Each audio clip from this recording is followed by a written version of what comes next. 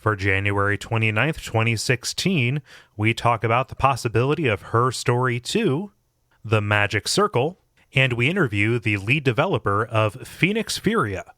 Welcome to Level 136.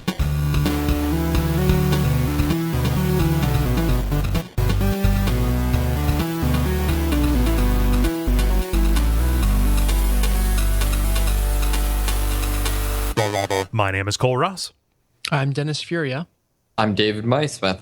I'm Ben Merkel. And you are listening to The Level. It's a podcast for people who love video games and also people whose voices crack because they've been talking too much this week.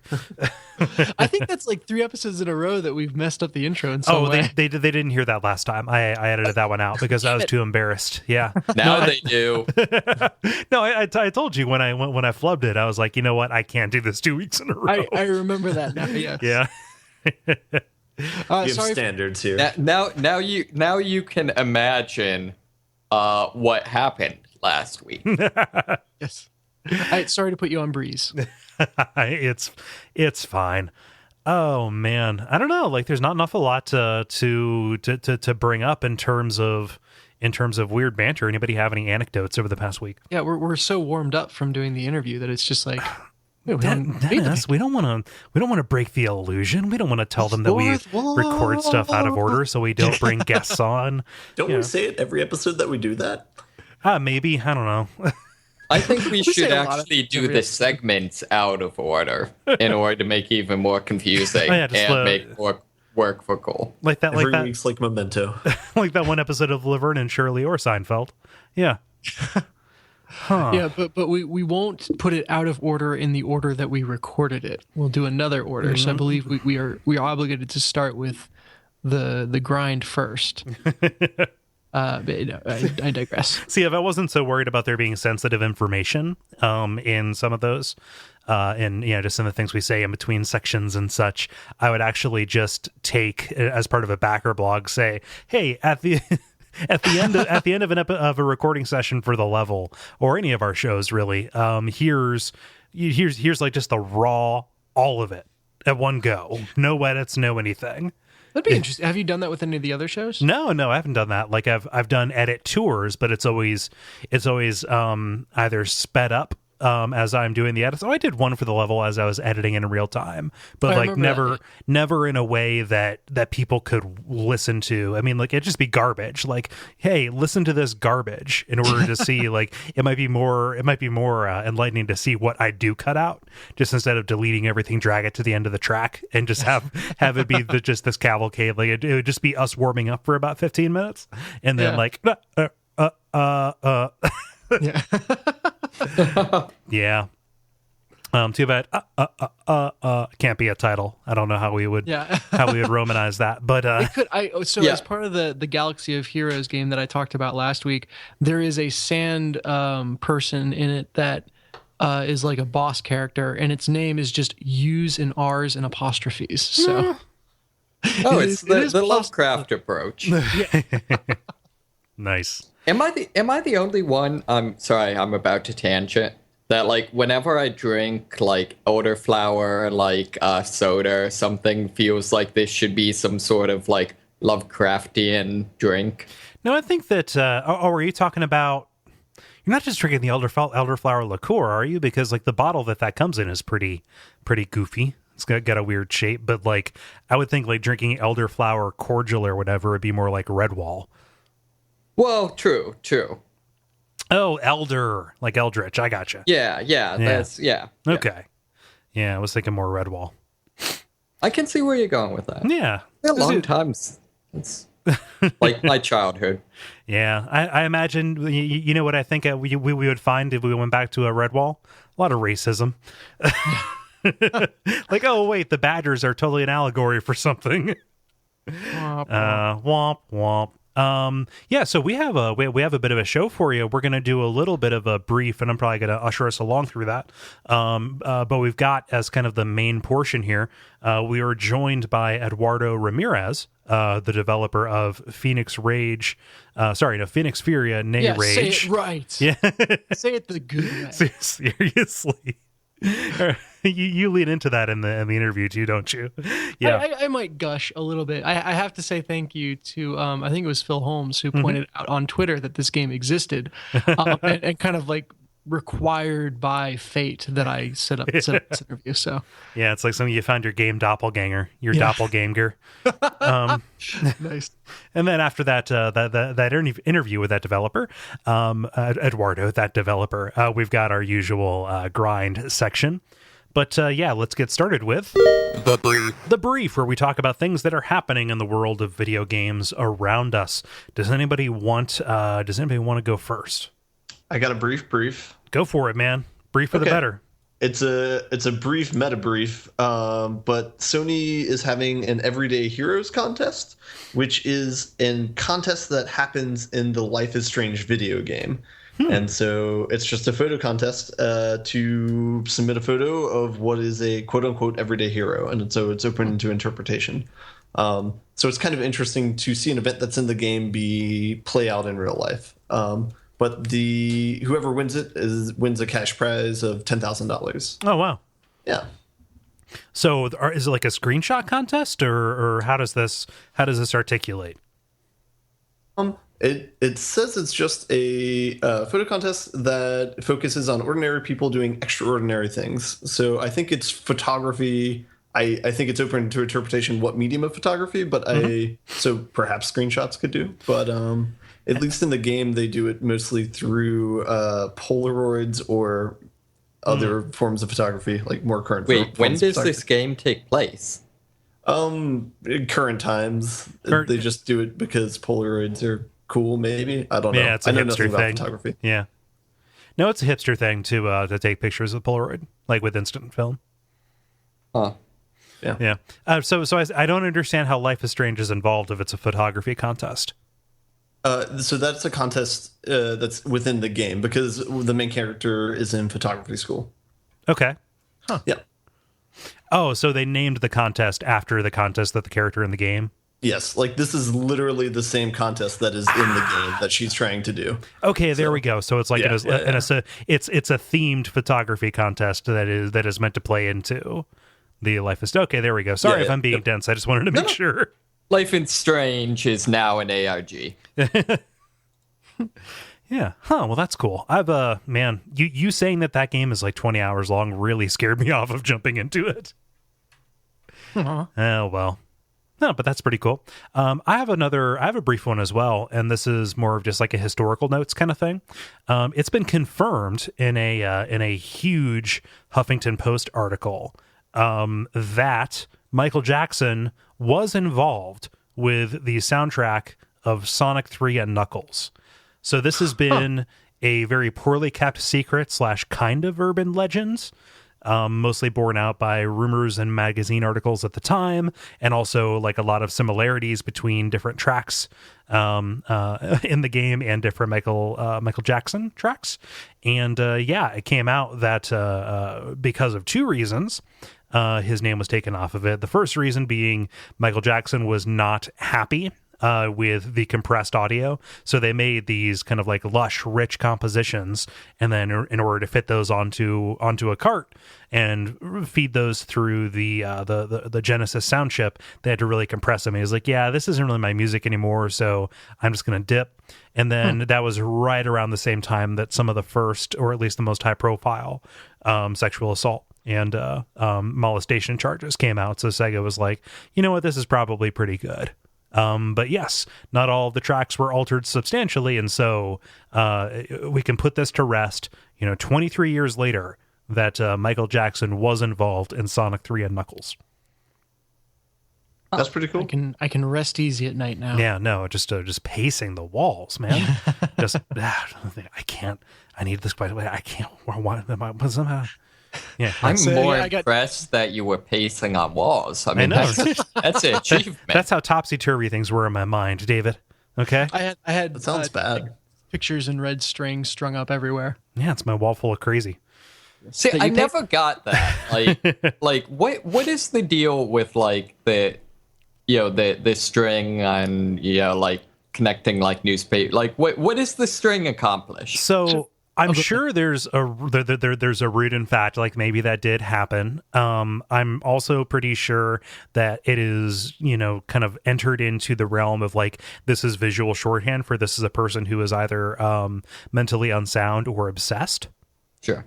What it really is the kind of red string that you need for that diagram, and you can only get at Costco in like a 64 pack. And so you're just like, I need a little diagram, and then you're like, well, I've got all the strings, so I might as well go apeshit with it. And it winds up everywhere, because what else are you going to do with it? Yeah, it's a hot dogs and buns problem. Yes. Yeah. Yeah. Pictures of my obsession, red string. I just can't get it to match up.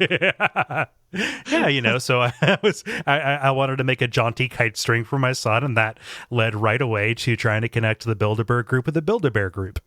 Well, they are responsible for the fact that hot dogs and buns come in different quantities. And what's with bun-size hot dogs? Why don't they make hot dog-sized buns? But yes. I digress. but yeah, we can all rest easy. David, what's the story you brought to the mix? Sure. Speaking of the Builder, okay, now I can't pronounce that, so I can't do that joke. So Donald Rumsfeld has released a game. It's a mobile game called Churchill Solitaire.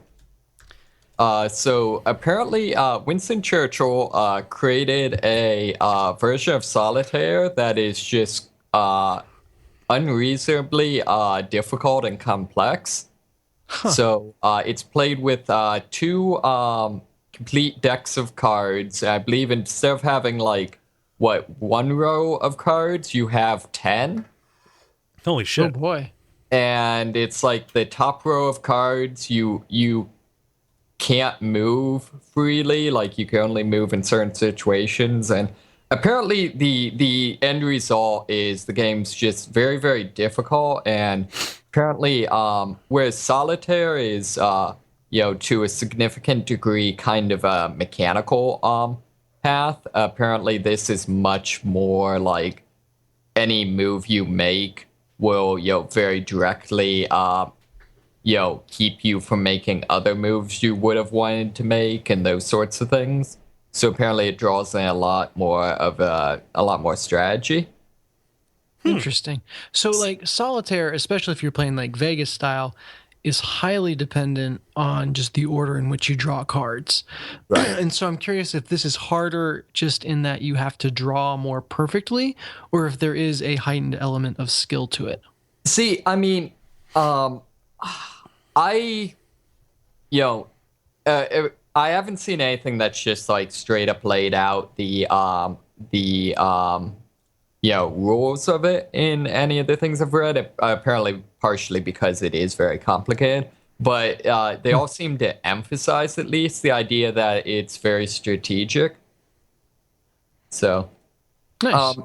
The other interesting thing is, some of the story behind this is rather interesting because apparently, Churchill created this game and then, taught it to like one or two of his friends, who then, taught it to just like, a handful of their friends, one of which being Rumsfeld.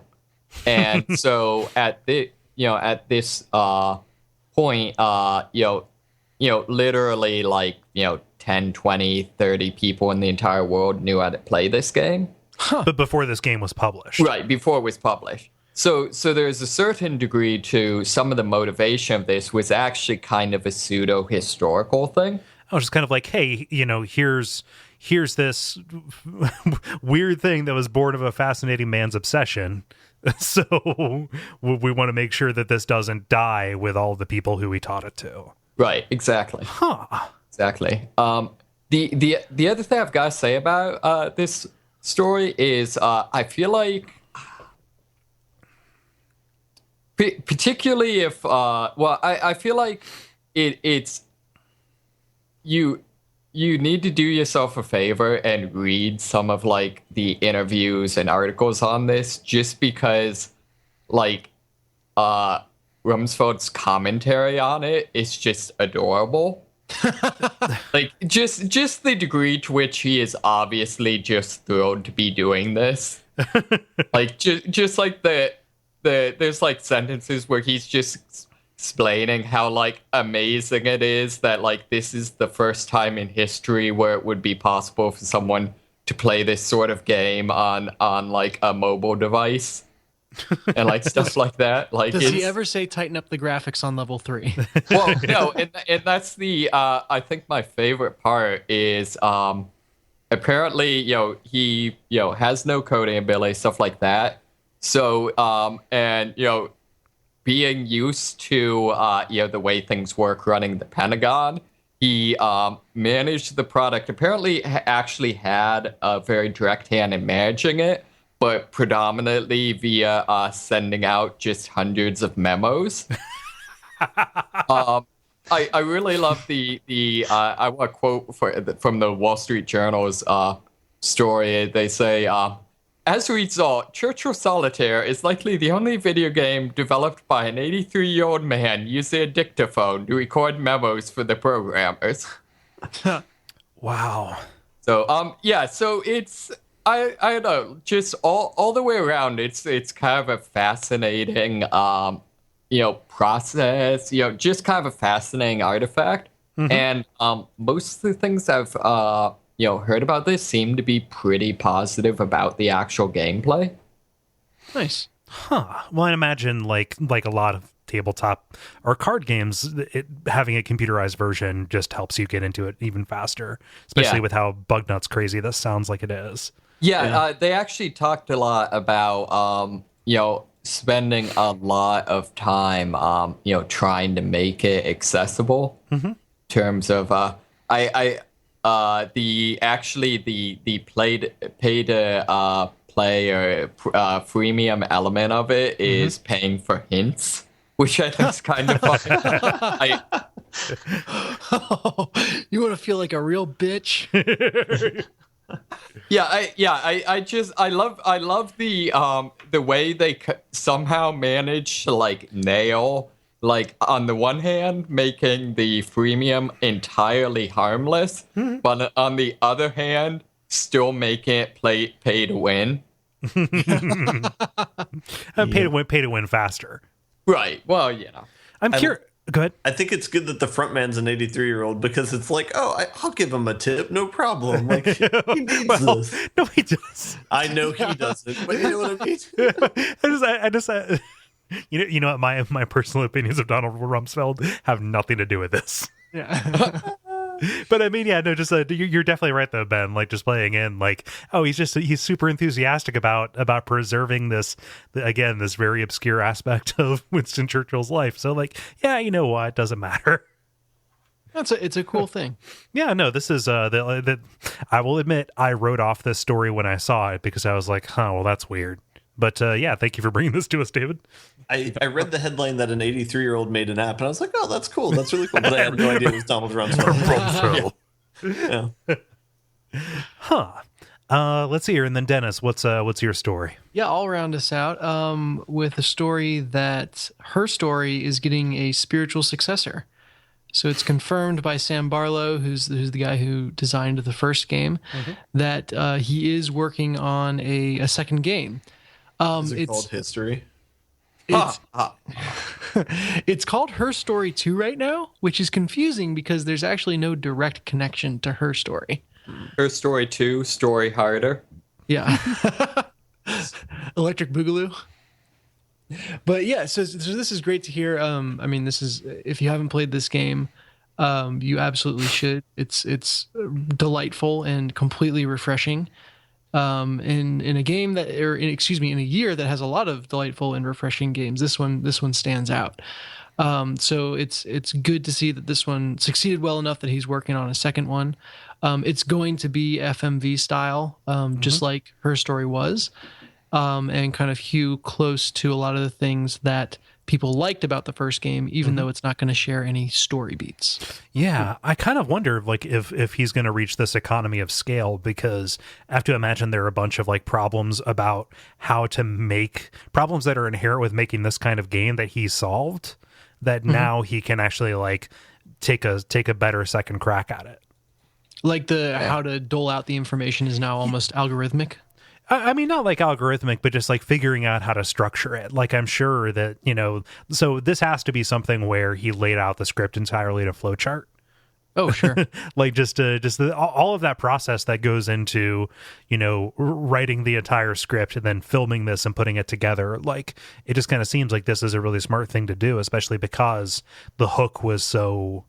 The hook was so catchy, which is a really dumb thing to say, but it's all I can think to say. I always wondered why more companies didn't, or companies, developers, whatever, didn't do that. Like, especially when you have a game that's kind of, stands on its own. Isn't like a Call of Duty where it's bigger is better. Yeah. But something like this where you don't need to Not you don't need to innovate, but you know what I'm saying. I mean, to an extent, that's what like Telltale does on the good side. That's true. Or that's like Spike Chunsoft. Yeah, like with the visual novel kind of stuff, Danganronpa, things like that. Or like when this goes bad, it turns into like, okay, well, we spent all this money making Final Fantasy 13. What can we do with this that'll just like make any kind of money? Yeah, but I think you're right, Kole, that there has to be a very unique vocabulary that goes with designing a game like this, just in terms of how to structure and make everything fit. That is not easy to replicate. Mm-hmm. I'll be interested to see, now that the word's out and Her Story was such a success, if the acting names associated with the game go up in recognizability. I don't know. Like, I really liked that actress. I kind of liked that awesome. I liked that I didn't know who she was. Like, if this was Ellen Page sitting there, to be like, huh? Like, I kind of know you from movies. I'm Ellen Page from movies. From movies. Damn you, Page! I read your book. Yeah. Yeah, there is something just from a being able to immerse yourself piece that it was nice to have a relative unknown. But just, I would be, if I was in that profession, I would be banging down Sam's door to participate just because this is so unique and cool. Yeah. And because, damn it, this is a project where the camera is going to be on me for 100% of the time. It's the me show. Yeah. Phoenix Furia 2.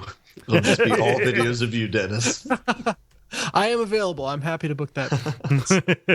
All right, I'll make sure that I'll forward any correspondence your way. Yeah. Oh, so speaking of just random aside, I'm actually doing some voiceover work for the new job. Oh, nice. And I'm learning that however happy or excited you think you sound, you need to ratchet that up by about a factor of 10 for it to translate the way you want it to. Oh, no, you totally have to smile when you talk, and you have to be up on the balls of your feet. Yeah, no, like you have to like exactly that physically like get into it. Because I did what I thought was really solid, and then I played it back, and I'm like, I sound like I'm about to fall asleep. My God. Yeah, and you have to not be afraid to use your hands when you talk. Just even if it's an audio performance, that's really going to come through this emphasis that you're putting into it. It's kind of frustrating not being able to hit your hands against anything, though, if you're gesturing. Kole, I imagine that the gesture you're making while that is just the masturbating in air gesture. I'm definitely doing a cheesier version of the voice.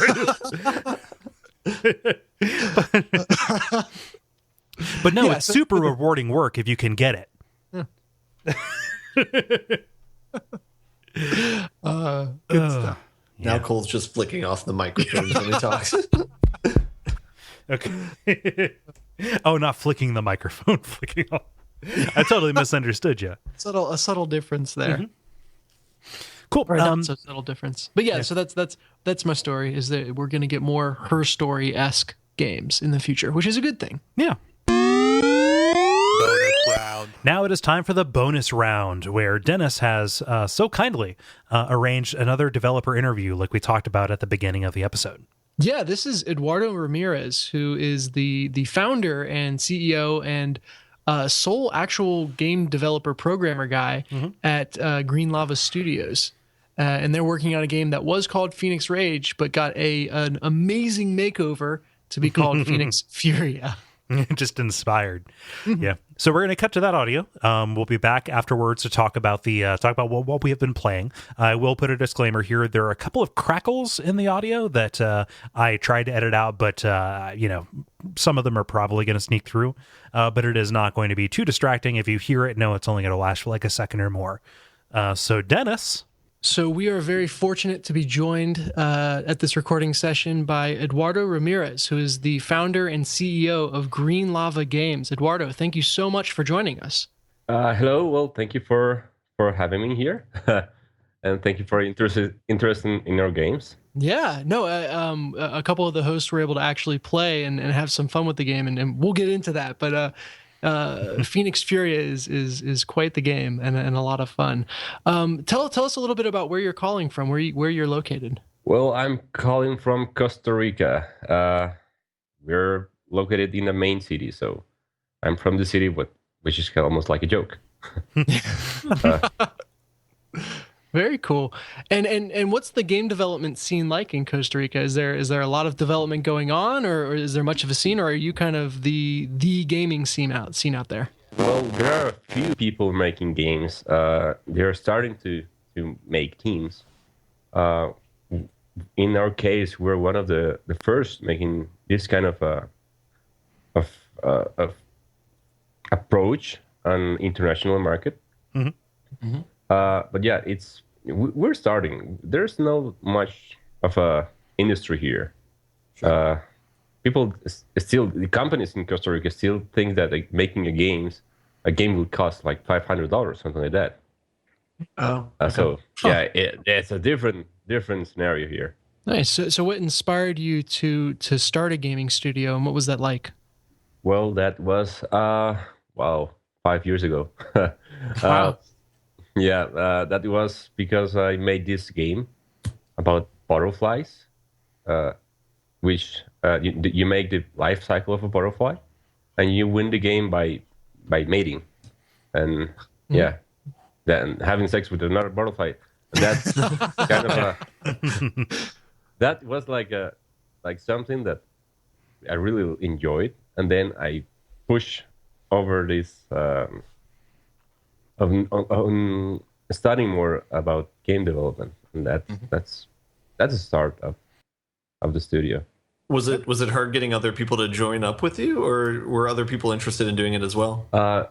With my team, Diego, the art guy, he was classmate in my high school, so we were actually friends. And the music composer, he is actually my brother-in-law. So nice. Yes. He didn't have any choice. So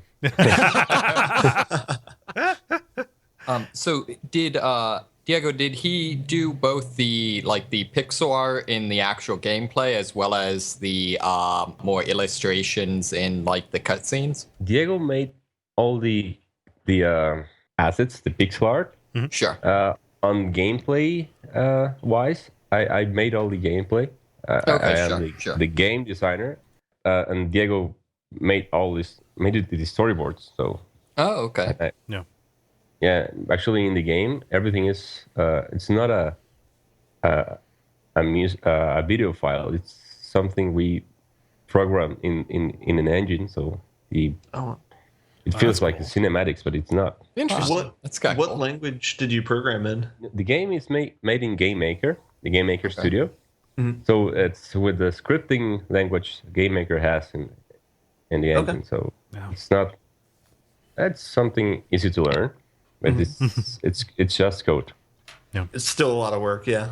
Yeah, that's impressive. My greatest accomplishment that was Pong. So I think this is a little bit more advanced. That's really impressive. Kind of coaxing kind of the smoothness and kind of just the sheer number of things happening. It's been a while since I checked in, but even like the split screen multiplayer that's happening that I see, like I can't wrap my head around how to get that out of GameMaker, because like David, I just have such limited experience with it. Oh yeah, I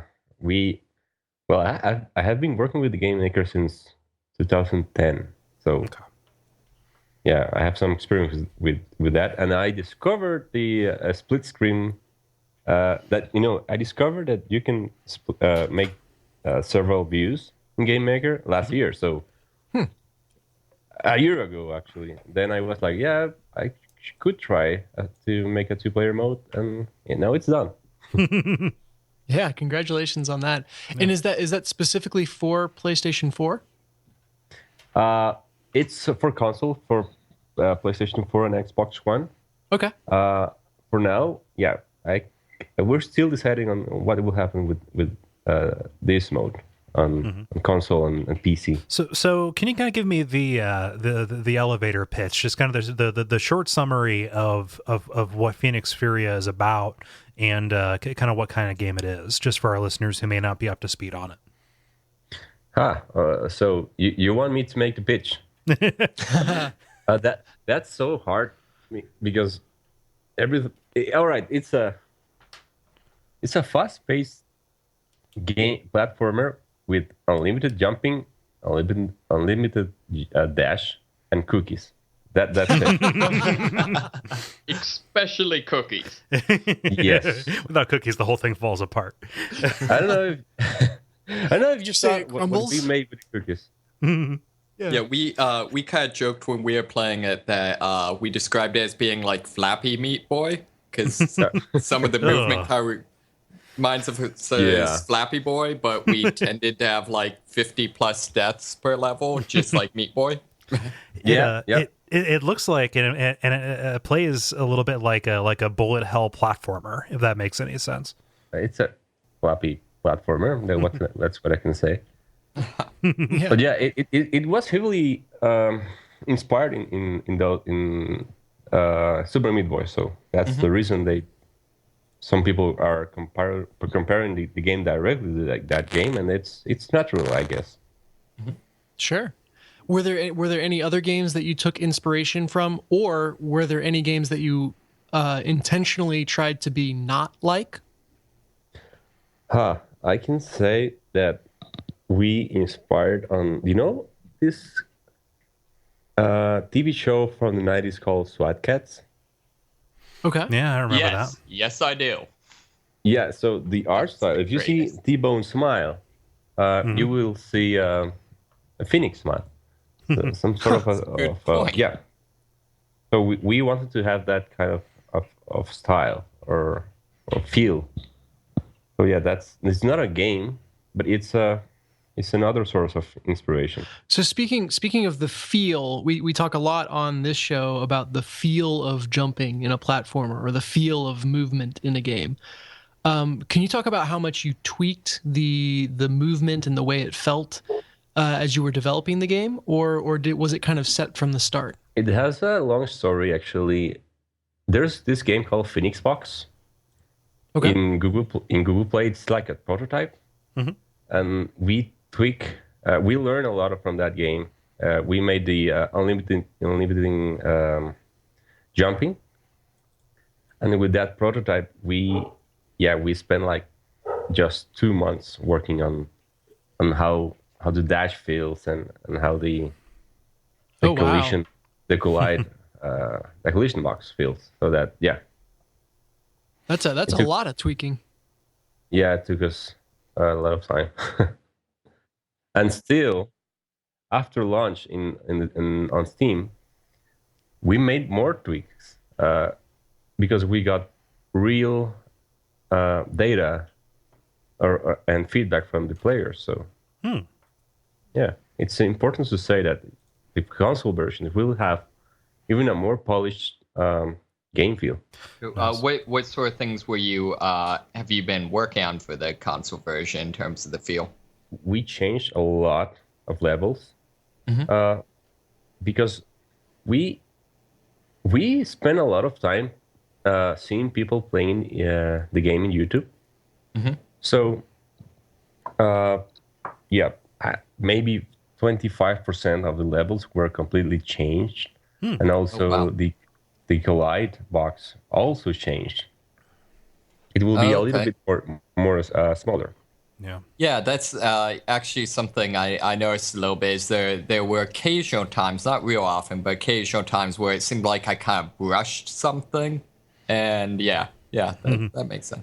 That's really cool to hear that you are kind of using kind of post-launch YouTube footage and kind of streamers and stuff like that to kind of tweak as almost as testers, beyond where it goes. Like, do you have a particular process for that? Like, is that something that you guys kind of actively study? Like, how do you seek out kind of the good, the good plays? Well, like a process for testing, we have one. We go to random places in Costa Rica. We install the game. We don't tell anybody that they will be playing the game because we tell them like, yeah, if you play this, you won't have to pay for the computer. I mean, for not the computer. I mean, wow, that's a real good deal.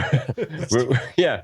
For the minutes they will be playing a random game in a, it's this internet places. I don't know if you have those. Oh, things. sure. Yeah, cafe. Yeah, that's exactly like that. So we got the honest opinion from strangers, and that's good. Now that we have YouTube, we can do something that we cannot do on live testing, and that's looking at the player's face when they're playing.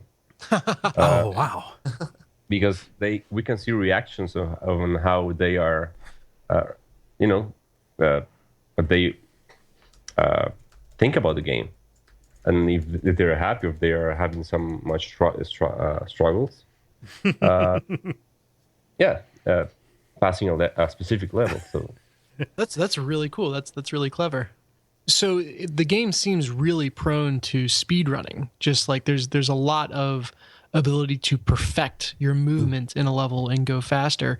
Did you design with speedrunners specifically in mind at all? Yes, I wanted to make this game for speedrunners, and I designed some stuff, but the speedrunners made some runs that it was unexpected. And that was really, really cool because they found some not flaws, like really, really edge cases, shortcuts, very nice shortcuts that I didn't design them. Wow, just stuff that you didn't take into account. So they're out there breaking your game for you. Yeah, and that's very nice too. No, that's great. I mean, so like, how much do you find yourself at all kind of catering to that crowd, like people who just really want to, pump the difficulty as much as possible? Yeah. Once I saw this guy passing the game in 37 minutes, and I cannot. I cannot do that. Level in 37 minutes. Well, the thing is that I'm not able to do that. Uh-huh. I tried, but I cannot do that. So it's your own damn game. Yeah. I thought I was going to be the best, but I'm not. You have to add a cheat for that. Yeah. Yeah. The other thing that's really, really fun about the game, and you mentioned it earlier, is there are actual cookie recipes in this game as you progress through the levels.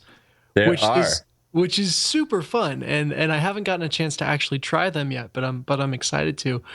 Where did the idea for that even come from? I still don't remember. It was like a joke, and then it came up a true thing.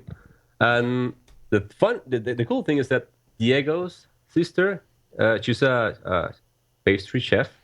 Oh, okay. So the cookies are unique for this game. Oh, okay. All of them. So that's a cool thing for a cool feature of the game. It's like unique cookie recipes. Mm-hmm. Yeah, it really ups the replay value, I would say. I know. It's better to have a cookie than a virtual achievement. I agree. Yeah, very true. That's really cool. We have some questions from fans that I'd love to get your thoughts on, listeners of this show. One of the questions comes from Ollie, and he asked, was easy mode on the console version based on feedback from the fans? And was there any resistance from hardcore fans to making the game easier? It was something that came from the fans.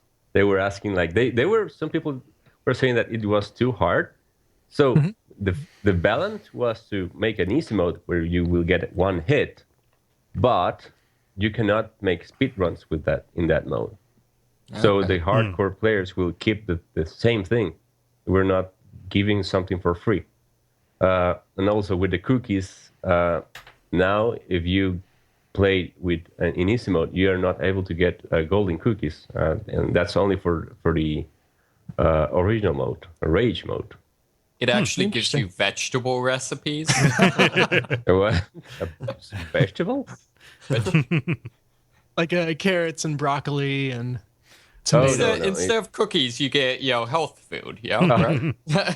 Yeah.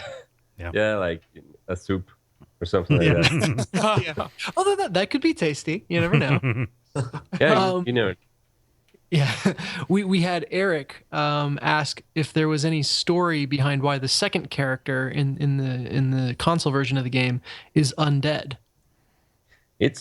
There's a story, but we don't want to reveal it yet. But yeah, there's something about undead. It's kind of cool. We agree. Yeah, We're big fans of skeletons. Yes. Pro skeleton show. Yeah. Did you know that you were going to do a console version when you did the original version of the game?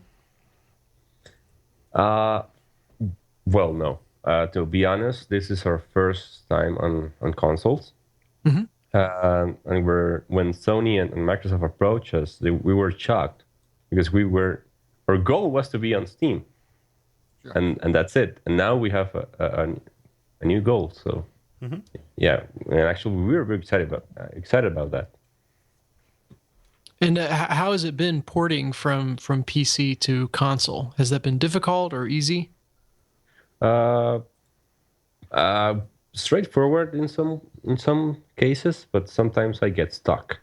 But that's just me. You know, I'm the only programmer, so it's only work on me. Yeah, it's all in all, it's been very straightforward. That's good. Yeah. Yeah. That just seems so crazy to get a call out of the blue or an email out of the blue from these from these publishers or from the console holders, like both of them saying, "Hey, we want your game on our system." Like, I don't know, like maybe I just have an old idea of what the publishing environment is on, consoles, but like that totally seems like a big deal. Yeah, but they actually said that line. We want your game on our console. So and it was pretty cool. Yeah.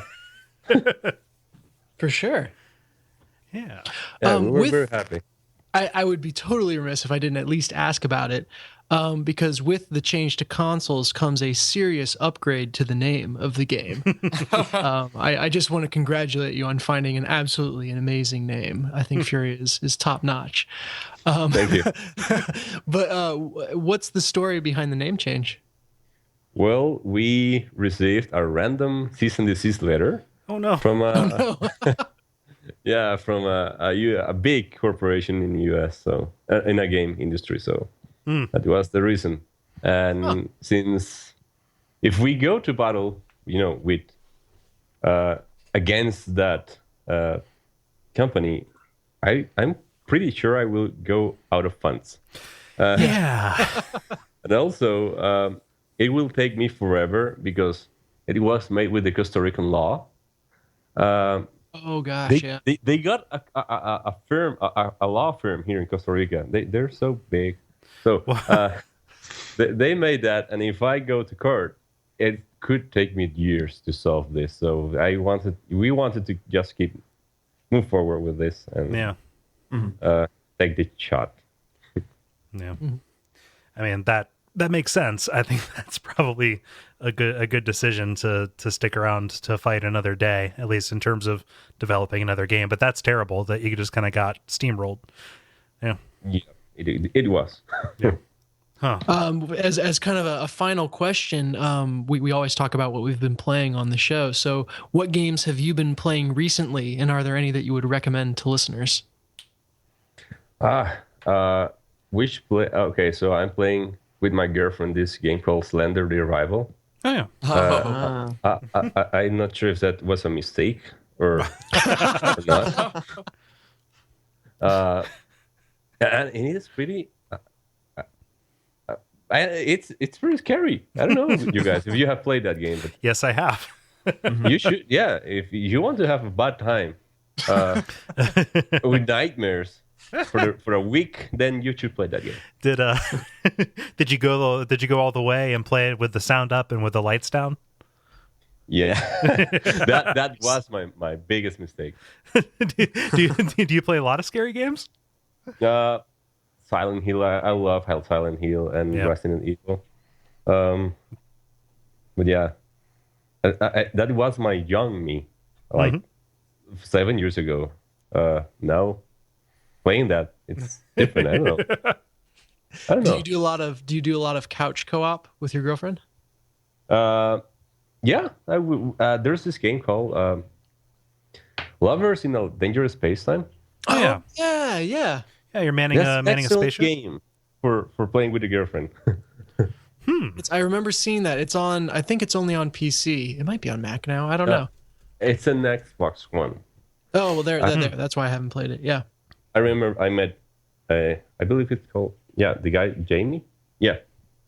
I met this guy on E3 2014. He was in front of my stand, so I knew that game from E3, and then I can recommend that game. Yeah, that's available on Mac and Linux as well. Oh, sweet! Yeah, that makes me very happy.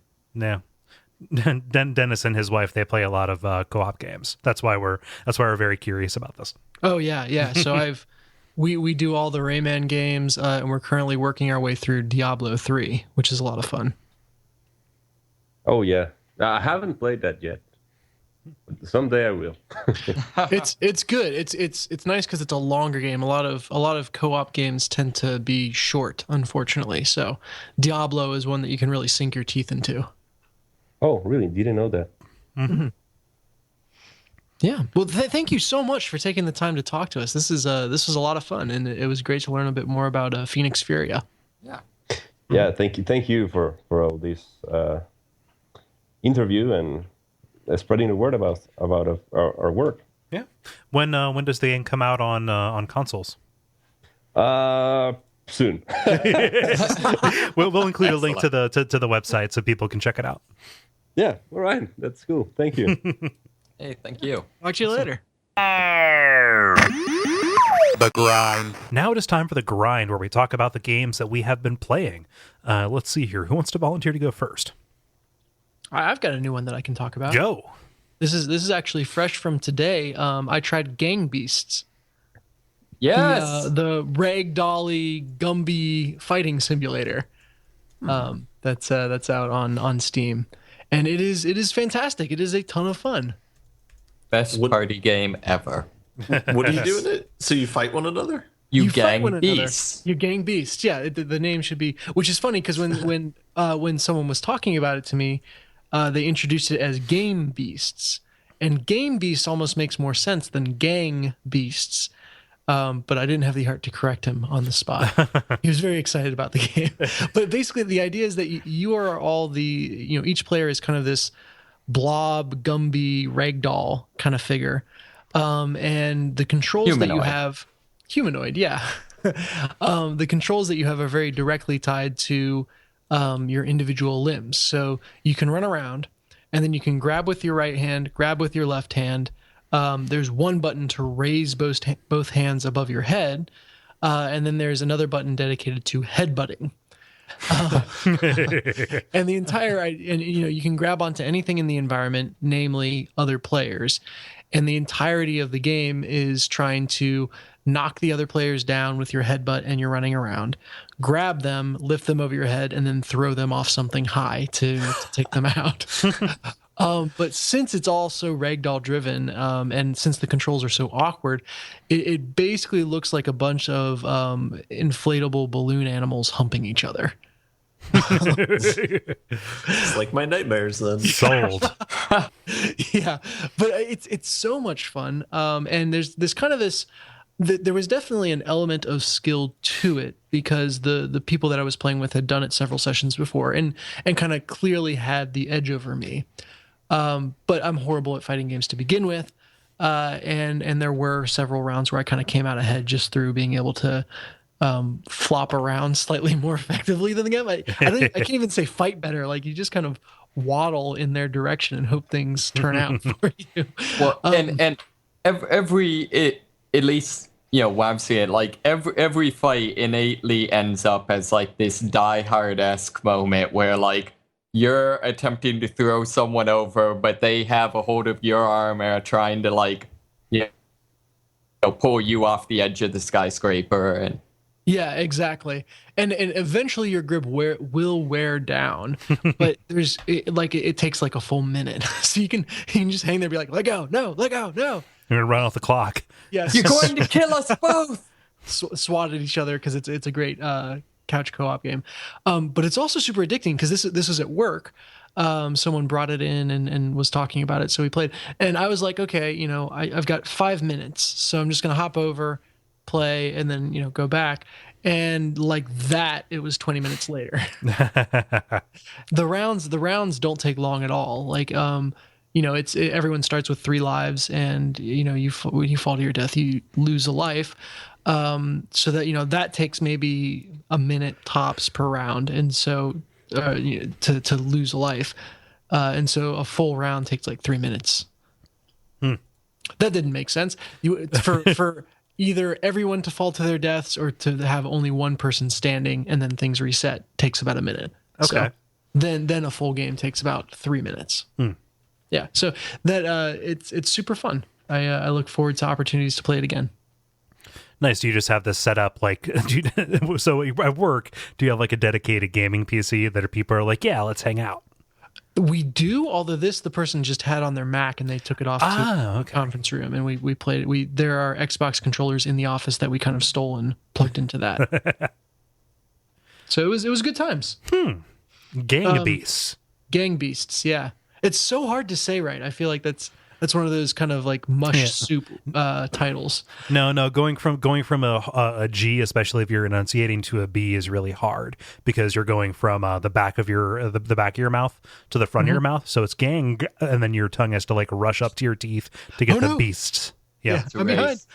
I kind of like just gang beasts. Yeah.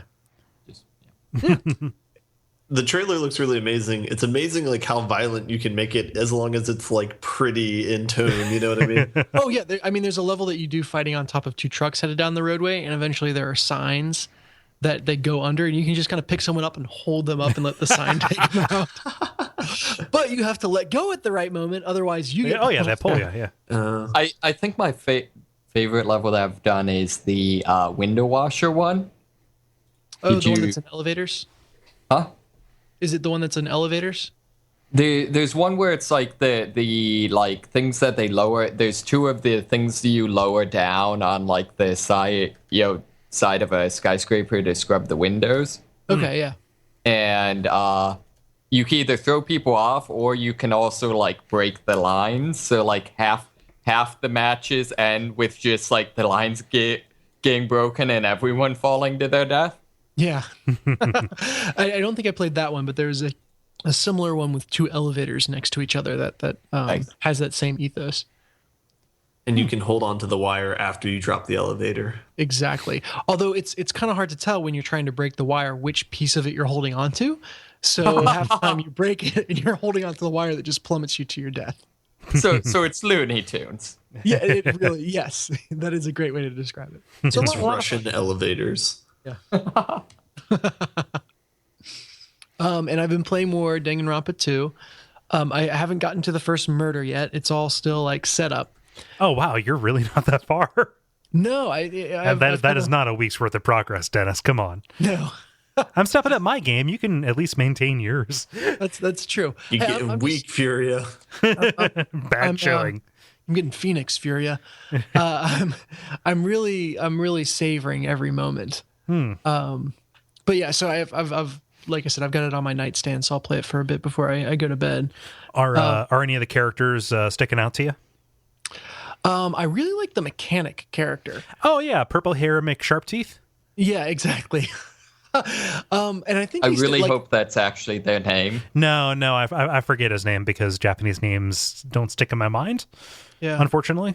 The ones from the first game did for me, but I'm not far enough in the second game for it to take hold. It took a while for the ones in the first game to stick hold to take hold as well.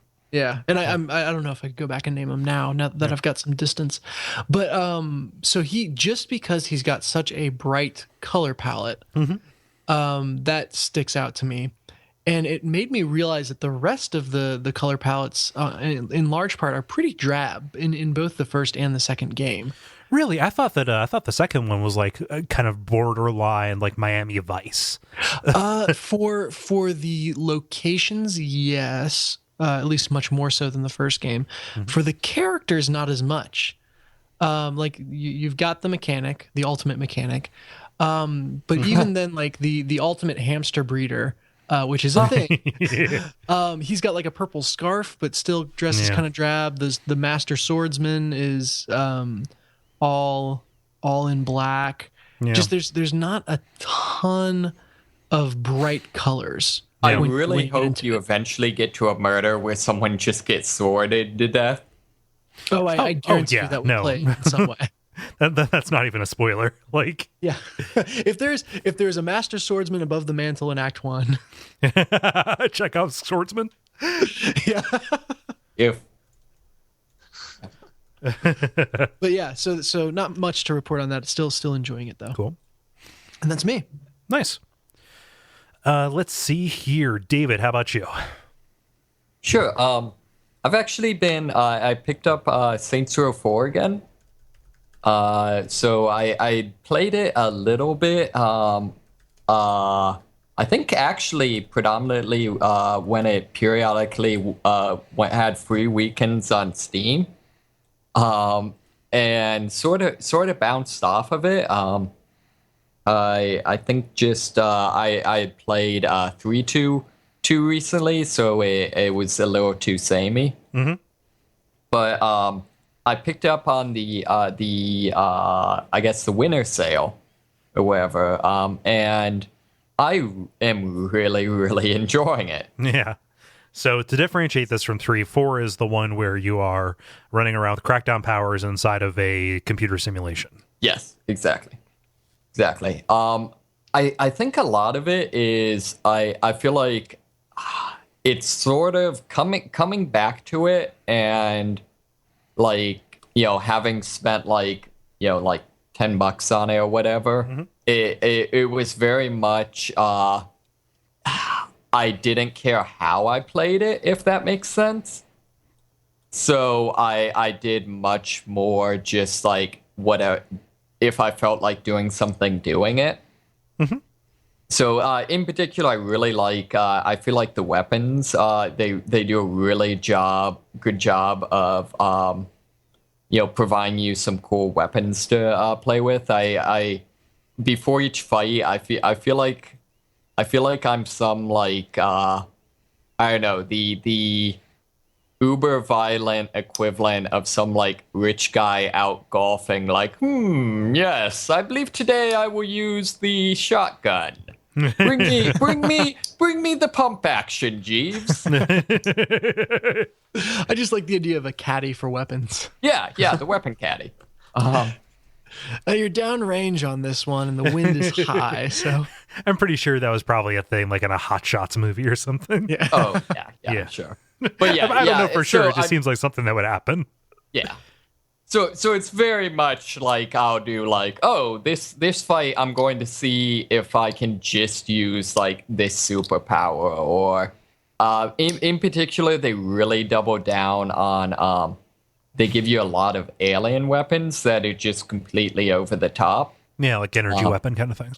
Yeah, energy weapons. There's a one of the most fun is there's a abduction gun that basically you charge it up, you know, on like an area, and you know the stereotypical UFO beam comes up and like, you know, abducts all the enemies that pass through there. Nice. But the funny thing is, like, the actual effect of it is to like lift them really, really high up in the air, and regular enemies, if if you throw them up high enough that they would obviously fall damage, the game will just like kill them and remove them. So that's kind of how they programmed it. Mm-hmm. But the end effect of that means that, like, if you get caught in the blast, or if you use a boss, it just like rockets you just crazy high up in the air. Mm-hmm.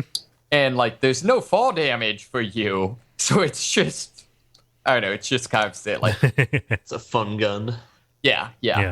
And the whole thing is really well written. I feel like even compared to the previous one, they really double down on the character interactions and like mission lines that kind of focus on the various secondary characters' motivations and stuff like that. Yeah, it's like explicitly cribbing from Mass Effect 2.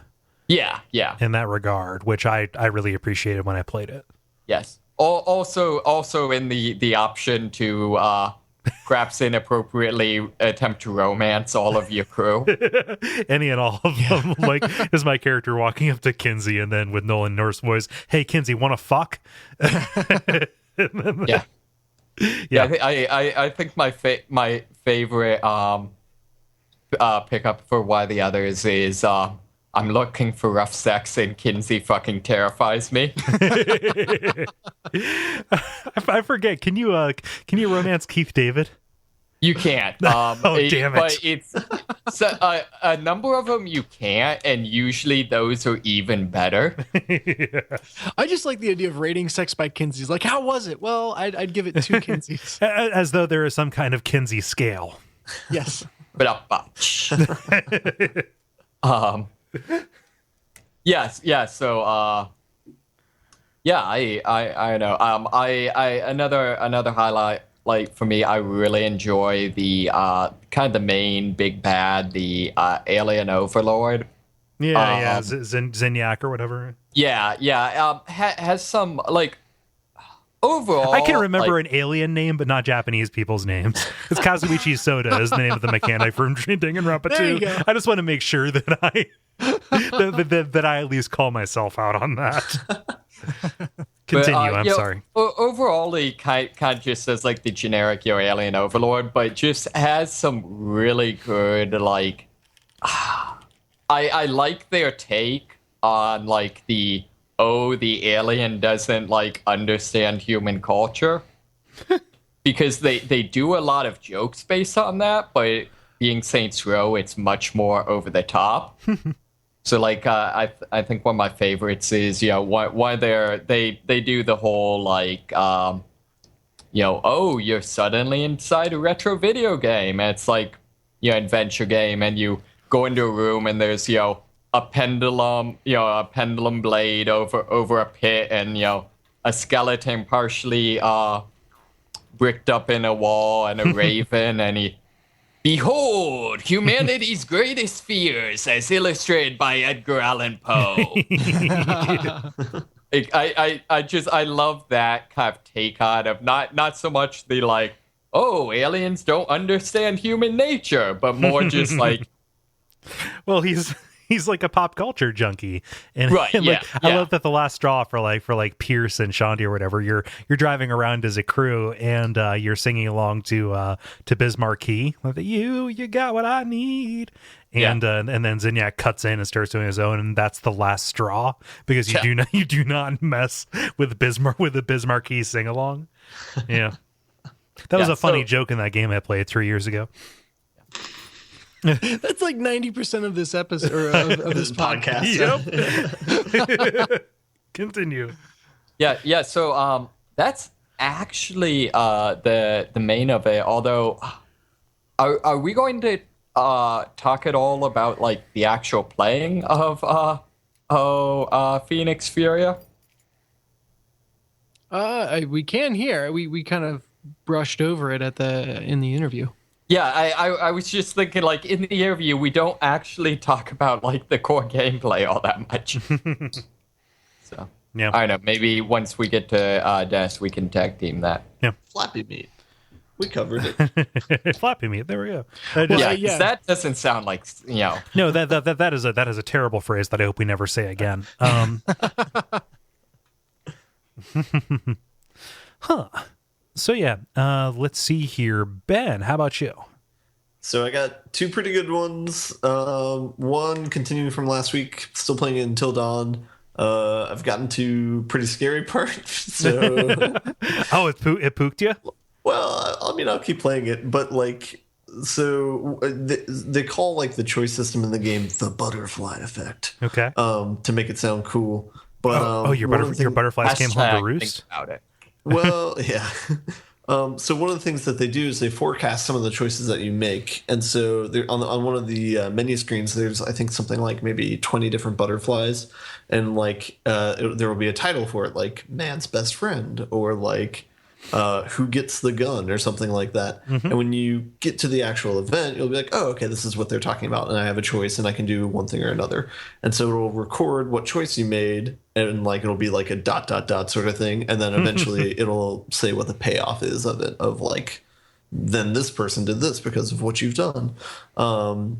So the next one that I'm coming up to is called Run or Hide, and I'm in a particular point of the game where I think something very bad is going to happen to one of the characters, and so I'm slow playing that one a little bit. Is this a character that you have attachment to? No, not really. Just I mean, any character you play as, I guess you don't want to see brutally murdered by something that might be scary. But so that's weird because well, I mean, it might be satisfying too. I mean, like, look at the end of Hostel 2. No, I'm serious. But like, so that's funny because there are like three ways that could be upsetting. Either like in the I'm playing a video game and I lost sense, in the I don't want to see somebody die sense because it's going to be gross and that is scary by default. Or like, I don't want to see this because like I've actually gotten invested in this character. It's not the third one. So it's somewhere between one and two. Yeah, because all the characters are kind of like almost borderline jokes almost, because they're all like very archetypical high school students, you know? And so like none of them you take too seriously, but they have shown so far that they are not afraid to show a lot of gore in the cutscenes. Mm-hmm. So yeah, but it's fun. I will continue playing it. I'll probably see it through to the end. I have some good ideas of what I think the twist will be in the game, if there is a twist. Mm-hmm. So we'll see if that happens.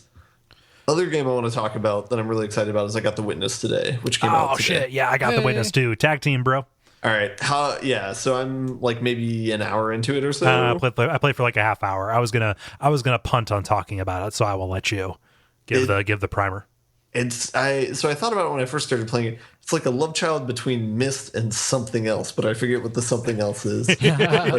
like pathfinding, I guess.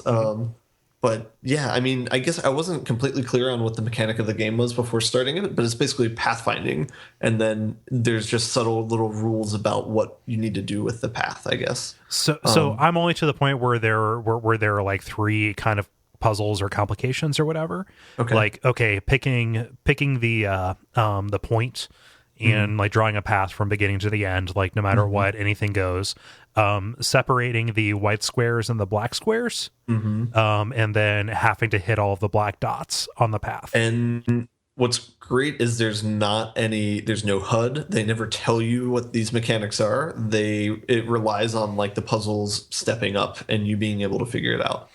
Yeah. And as you're solving these, like you're redirecting the flow of energy, at least so far from what I've seen, to like different devices.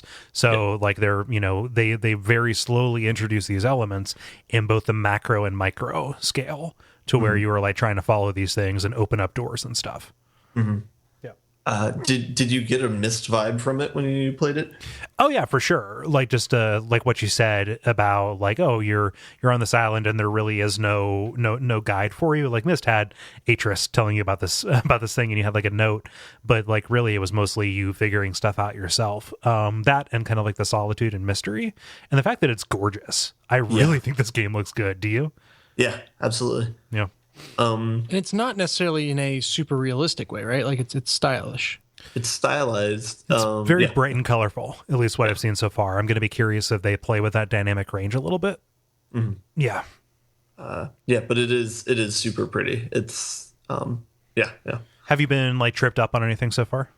Yes, there are two puzzles that I didn't see the immediate solutions to, and it was great. So it was I went out to the store and to pick up food, and so I was thinking in particular about the one puzzle for a really long time and couldn't figure it out. Got back and I figured it out after a minute or two, and so it was so satisfying. But no, I'm super excited to continue playing this because I think that's the big draw is like similar to Braid. Like Jonathan Blow is a really good puzzle maker, and he's really good at not repeating puzzles, and he's really good at stepping you up and making you have to figure out what to do. So so I'm definitely looking forward to it. One of the things I was thinking about when playing it is like, oh man, I feel really bad for like if like a 4 or 5 year old comes and plays this game because there's no way they're gonna get that. But I don't know if I'm being very I don't know, pessimistic, but yeah.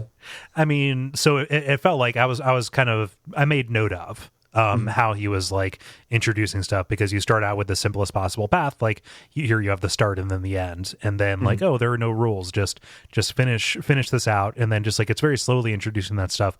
I'm curious about what the point would be where somebody would lose patience with it. I think I don't know. So far what I've seen is, he'll give you 2 puzzles to make sure you get a pattern and you can at least do something. And then the third one might be a twist where it's like, it's the third one will be a lateral puzzle, right? Yeah. So it's like, okay, you see the pattern, you can do this. So now figure this out. There's something different about this one. So. Yeah. And then he also did something that I thought was pretty cool, at least in the start. Like, I walked past this door that had a whole bunch of different kind of like tricks on it. Like, it had the dots you had to pass through, and it had the white and black separation. And I was like, oh, like I think I maybe know what I need to do, but I'm not quite sure. Like, am I supposed to avoid the dots? Am I supposed to hit all of the dots? Like, well, like what's supposed to happen? Then right beyond that are there like these series of like teaching panels that you have to hit, but you have to. No, I do not want you to wake up, phone. There are these panels that that'll like walk you through what each of those 2 different elements are, and then. So, were you able to open up the white door? No, I had to stop and work on podcast stuff before, between when I went through those teaching panels. Okay. Yeah, I went back to it. I still couldn't figure it out because there's like 3 different endpoints that you have to go to. Yeah. But you're only controlling one line at a time. So So it's like you have to pick the right one. Like, I can see like there's some of them that have multiple starting points that you have to pick from. And I can like, and that obviously has an effect. So I wonder if adding multiple endpoints makes it so that all of a sudden you have to choose where you begin and end. Yeah. And the only other like small Easter egg I found is when you leave that first castle that you're in, if you go around, there's like a back door or something, and you can like walk around the castle. But I didn't find anything. There's like one puzzle there, but there's nothing beyond that. Right. So I don't know if it's just like a completionist sort of thing or what. But, yeah. I'm kind of curious to see how this game like zooms out. Yeah, that's a good way to put it. How it Katamaris.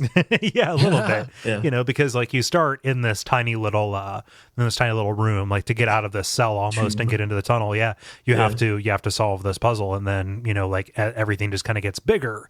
And he did awesome stuff where like the next size up of puzzle wasn't just in plain view. You would like round a corner to look at it. And you'd be like, oh wow, okay. Like you see. Teach you to follow the chords on the ground though. Yeah, and it's kind of like and then you look up at it, like, oh, okay, I can see that. Yeah. Hey, there's a thing all of a sudden. But it's weird how it's completely right now it's completely tied to one puzzle mechanic, which is just pathfinding. So it's kind of bizarre that it's like playing a maze when you're a kid. You know what I mean? But yeah. What else? Those are the only 2 I got. I'm definitely going to be playing The Witness. I think that'll probably... I'm going to jump over to that, I think, for sure. Nice. So, yeah. Cool. So I have... I'm going to finish up one, and then I've got another one that's very brief that I can't say much about. I'm going to encourage people to play the Magic Circle. Okay. Yeah, so you'll remember I spoke about this last week. This is the game that's like the first-person exploration game where you are playing in this video game, this in-text video game that is kind of like halfway developed, that is being developed by this kind of megalomaniac guy who is voiced by Dr. Venture. And kind of the dysfunctional team that kind of surrounds it, and you are going through, like, the mechanic is you get to reprogram these enemies to have different behaviors. You're going around collecting stuff. The game's smaller than I expected it to be. I knew that it was going to be about 5 hours or so, but like once you get to the overworld, it's just a big series of puzzles that you have to solve that kind of have some dependencies, but your kind of voice in your ear says, yeah, it really doesn't matter how sloppy you are, because the pursuit of perfection is why we're in this situation in the first place. Like, that's why this game isn't being finished. They do cool stuff with the swapping around of abilities. Like, you really kind of break a plane with it, and it starts being really satisfying to like monkey around with this. And there are different kind of combinations that you can pick up with abilities that I didn't even know like what to do with, like like mind swapping and teleporting and stuff, but it ultimately ushers you through to use those to kind of solve these big main problems as you go to kill the sky bastards, which is what your ally calls the camera avatars of the of the developers and stuff. And this is where I have to start talking in very kind of vague terms, because I don't want to be overly sensitive about spoilers, but I want to, go in and say that the climax of the game, like what everything kind of builds up to, the speech and the performance that go into it are really, really affecting and kind of tie everything together and make this a really good companion piece. You remember when I talked about the beginner's guide? Yeah. It makes it a really good companion to the beginner's guide. And we talked about this on Duckfeed Live. It's going to be coming out here pretty soon. But like, just this whole notion of what is the relationship between a creator and their fans, quote unquote, and the different ways that can go really, really wrong, and the expectations that are put on, people who make things, especially like this incredibly flawed person who just doesn't have it in him anymore because his light has gone out, and what happens when everything kind of turns on him. It's tremendously affecting. It was a real kind of gut punch, because it was simultaneously, very pathetic in the dramatic sense, like, oh man, I feel for this guy, but also like, oh, you're just digging yourself a hole here, buddy. Like, and then the falling action for this kind of takes the whole you are redesigning this game from the inside out idea to its logical conclusion, and mixes that with the overall theme of like how are people's works reacted to in a really satisfying way. That makes this like, oh my gosh, like totally one of my favorite games come out in like 2015. Like, it is up there with the beginner's guide and Her Story. Yeah. Very cool. Any questions about the Magic Circle? I added it to my wish list. Yeah, it's and you have the PC to run it now. That's so cool. Yeah. Mm-hmm. Yeah. I want to talk about Pony Island. Oh, that looks good. Oh, really? Tell us about Pony Island, Cole. Yeah. So the title is the joke. But there's more behind it. The idea is that you are this person who wakes up in an arcade, and you walk up to a machine that plays this game called Pony Island. This is like a monochromatic game where you are a pony and you jump over these hurdles. Except this is a machine that is possessed by the devil, and it's asking you to give it your soul. So there's a way that this could go where it would be like the seventh seal. Like, oh, you're playing a game against the devil, and a game of Pony Island against the devil. Yep. But it ends up being this kind of ever evolving, kind of like changing format. This ever evolving fight between you and the devil that changes format as he updates the game to try and best you. And as you hack into the game with this weird little like kind of logic puzzle kind of thing where you're rearranging these tiles and redirecting the flow of these little icons, in order to like manipulate variables and make stuff work for you. And these puzzles get pretty tricky. But yeah, this kind of changes graphics and things. Like it's very Frog Fractions, except less subversive, because its effectiveness is kind of like The Exorcist, insofar as it really depends on how much the idea of a Christian devil in hell like scares you. So it's kind of like, okay, yeah, like here this is, and the devil in this is portrayed as this, you know, petulant little child who is just kind of like, oh man, just I'm gonna get you kind of guy. And there are some nice, really effective like twists and turns that are, you know, borderline Eternal Darkness style, you know, gags that they pull. But yeah, I appreciated it. I liked it. I spoke a lot of sugar about it in the Slack. I think that it is totally worth playing for the 2 hours and $5 it's going to require of you, if only because like more stuff like Frog Fractions is pretty cool. But the more I think about it, like the more the kind of the overall kind of like assemblage of the thing doesn't work for me as much as what it's trying to be, you know? Yeah. Just can't recapture that Frog Fractions magic. Yeah, I was going to say, part of the magic of Frog Fractions is not knowing that it's Frog Fractions. Yep, and part of the magic of Frog Fractions 2 is we do not know what Frog Fractions 2 is. Yeah. So, yeah. Any questions about Pony Island? It looks really cool. Oh, yeah. So you've already beaten it, right? Yeah, it is it is a 2-beer game. Nice. Yeah.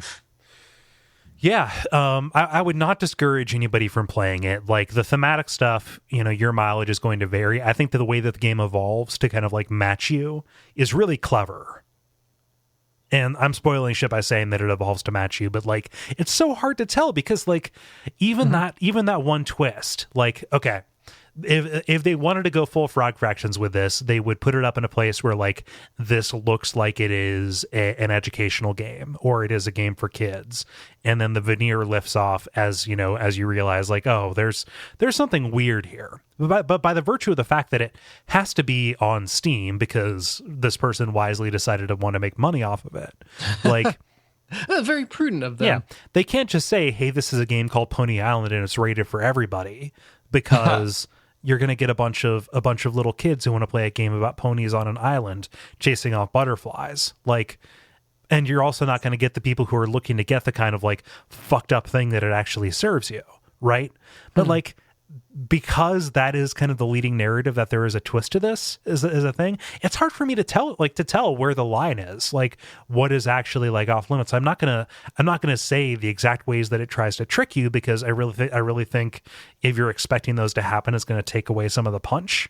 Mm-hmm. But yeah, it's a very strange situation because it has to advertise itself somewhat truthfully, you know? Yeah. Mm-hmm. Yeah. Huh. That's where you need like some kind of service that's like, just go play X, and it tells you nothing more about it. I don't know quite how you do that though. Yeah. That could be tough. Yeah.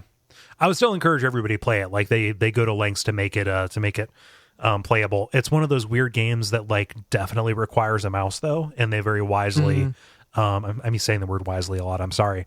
They very prudently at the front say like, yeah, you should probably play this with the mouse because it requires some precision, which makes total sense. But yeah, very cool.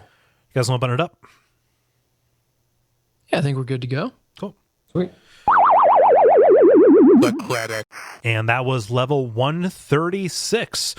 We would like to thank Eduardo again for stopping by. Check out the show notes for a link to the page for Fenix Furia. And yeah, I don't really know of any other like call to action stuff. PO Box, Duckfeed.tv, PO Box 27105, Cincinnati, Ohio 45227 is a cool place to send postcards and stuff from your travels. And then also iTunes ratings, reviews, all of that. Patreon, tell a friend. Yeah, sorry Amazon guys. link. Amazon link. Yep. Duckfeed.tv/tipjar. People killed it over the holidays. Oh yeah? Yeah. Guys, nice. I'm running out of steam. Well, let's get you home. Yeah, let's do this. So I've been Kole Ross, at Kole Ross on Twitter. I've been Dennis Furia, at DFuria on Twitter.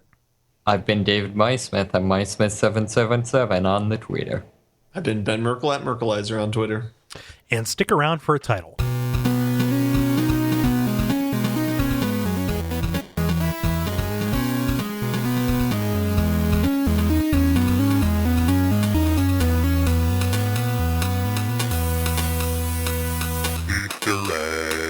All right, so we've got a lot of titles here. At least I have plenty. Does anybody have one they want to submit? Did not have a pen within reach. I had one, Okay. although this might need to be cut down, but it's better to have a cookie than an achievement. This is very true. There was one that you said it early on. You've probably got it written down. Excuse me. And I've forgotten it, so that's unfortunate. But Fenix Furia is an option, of course. True. So here are the ones that I've got. Doppelganger. there it is. That's what it is. Yeah, that's what I figured That was it would mine. be. The hook was real catchy. It's the Me Show. Russian Elevators. Chekhov's Swordsman. Bring me the pump action, Jeeves. That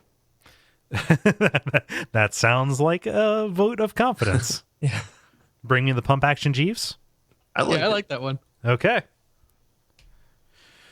Cool. All right. Well, I'm going to go because I have more work to do. Yeah. More pod work or more work? Little column A, little column B. Ugh. Godspeed. That sucks. Yeah. All right, everybody. Have a good week. Yeah. You too. Have Later. a good night, guys. You See too. ya. Bye. Peace.